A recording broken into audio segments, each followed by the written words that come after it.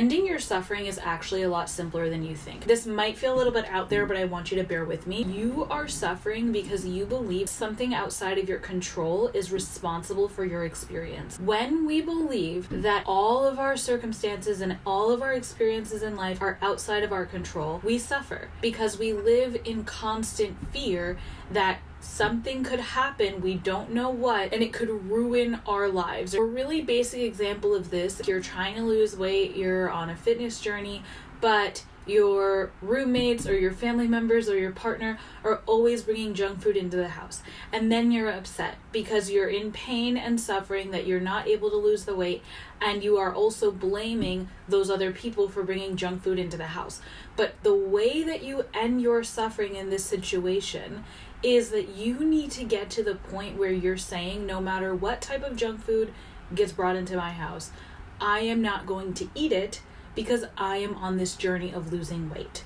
And you need to get crystal clear within yourself that you have the agency to control the food that you eat. Now, let's take it a step further. Maybe you are trying to make enough money to pay for your bills and you keep getting rejected from job offers, or you're trying to grow a business and no one is buying from you and you don't have what you need in order to take care of yourself. Most people in this situation would be suffering, but the reason they're suffering is not because they don't have any money. The reason they're suffering is because they believe, and they're basically waiting for some external event to give them the money that they need. Instead, you need to start really understanding that you are the one in charge of how much money you make.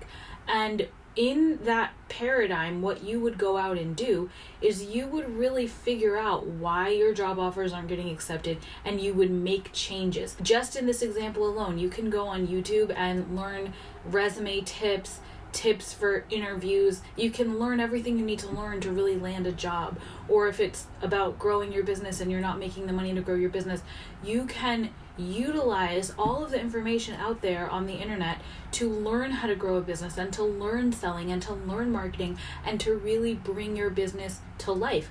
But you have to go first in believing that you have a say in how your life goes and you have the power to actually make changes. Again, the suffering is happening because you don't believe that your life circumstances are in your control.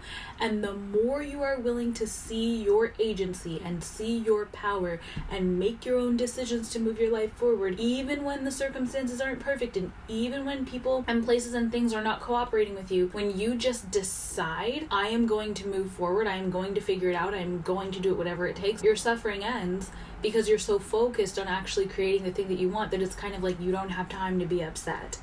You just get busy taking the action that you need to take in order to reach your goals.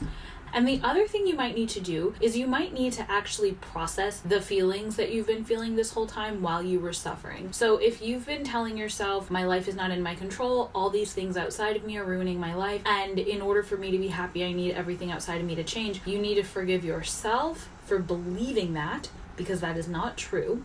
And you need to forgive other people for not doing what you want them to do in a given situation. The more you can forgive yourself for giving your power away to these people, and the more that you can forgive these people, the easier it will be for you to step into your power and start to make the choices that are going to move your life forward. So forgiveness is an important step. And if you're feeling really bitter and really resentful, and if it's kind of like you know that you could be doing more to help yourself, but you don't even want to, the forgiveness is the missing piece, and that is what's going to help you actually get into motion and start moving your life forward. So this has been 5 minutes on how to end your suffering. Take this, run with it. If you have any questions, leave them in the comments below. If you want more content from me, I am the host of the U 2.0 podcast, which has about 200 episodes. And on there, I talk about manifestation, I talk about changing your life, and I also talk about growing a spiritual business. So you will absolutely love it over there if you loved this video.